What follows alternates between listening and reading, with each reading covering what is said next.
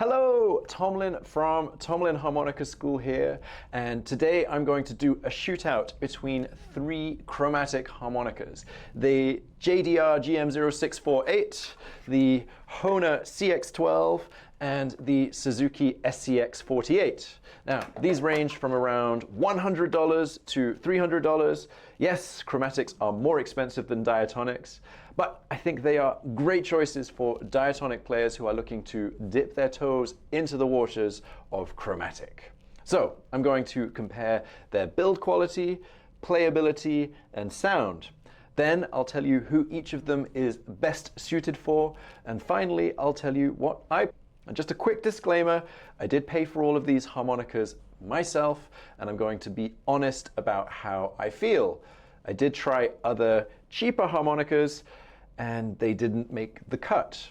And that's why I'm not going to talk about them here. Okay, so these are all well-built chromatic harmonicas, and that means that they all feel solid, have a smooth slider, and are nice in your hands. So what are the differences? I only paid $100 for the JDR GM0648.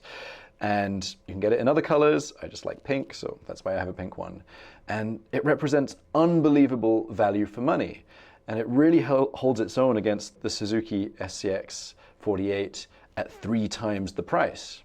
Now, the Suzuki definitely feels higher quality, but it should. It's nearly $300.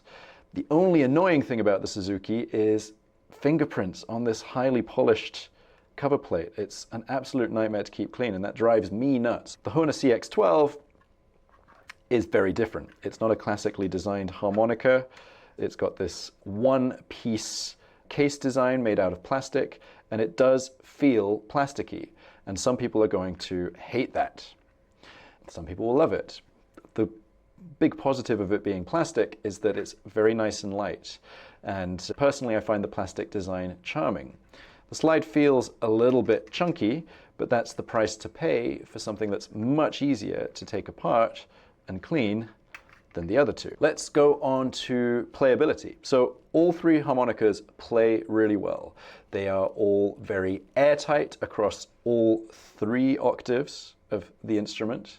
And that should be normal these days, but it's not. And if you don't have an airtight chromatic harmonica, you're going to find it very hard to play, and that's going to be very off-putting. They also all have nice, smooth, rounded mouthpieces, which means that they feel nice when you put them in your mouth. So what are the important differences between all of these? So the JDR has the lightest feeling reeds of all 3 harmonicas. And that means that you're going to need to exercise a little bit of control so as not to play it too hard. But it also means that it's very easy to play.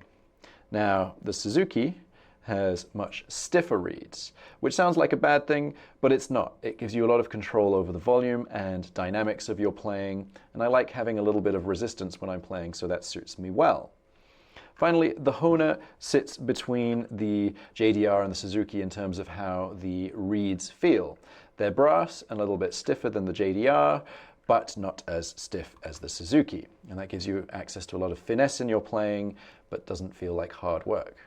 Now, the final thing to talk about is the slide. So that's this bit, the button on the side, right? So the Suzuki and the JDR both have these rounded buttons, which feel fine, but give you a smaller area to work with.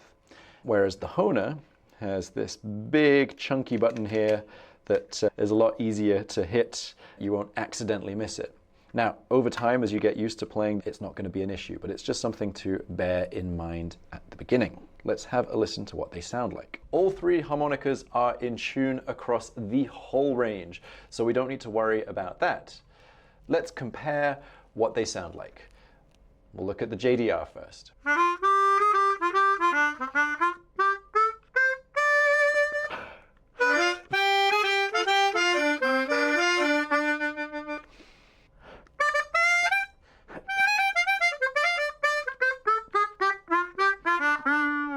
Okay, now let's try the Hohner.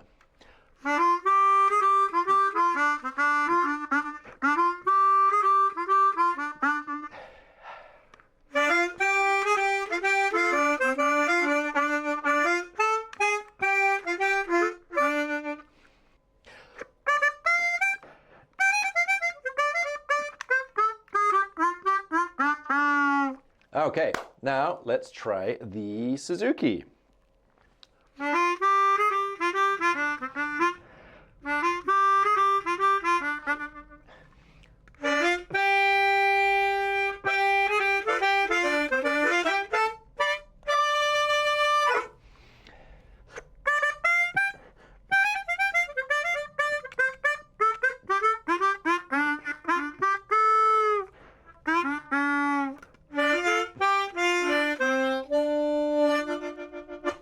Okay, so the JDR is a tiny bit thinner sounding, but not by much. The Hohner is a little bit warmer, and the Suzuki is the meatiest. And one thing to bear in mind is that the Hohner slide is a little noisy. This is not a problem unless you're recording chromatic in a studio with a very sensitive microphone. But it's just something for you to be aware of. Okay, so who are each of these harmonicas for? The JDR is for anyone who wants to dip their toes into the chromatic waters and not waste time being held back by a poor quality instrument. It's also great for more invested players to have as a spare or for practicing in the car. Next, the Hohner CX12. This one is obviously for Darth Vader.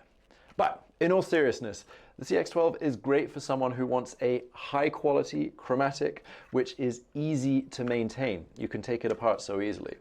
And also, if you're not afraid of something that's a little bit less classic in its styling, stay away if you don't like plastic.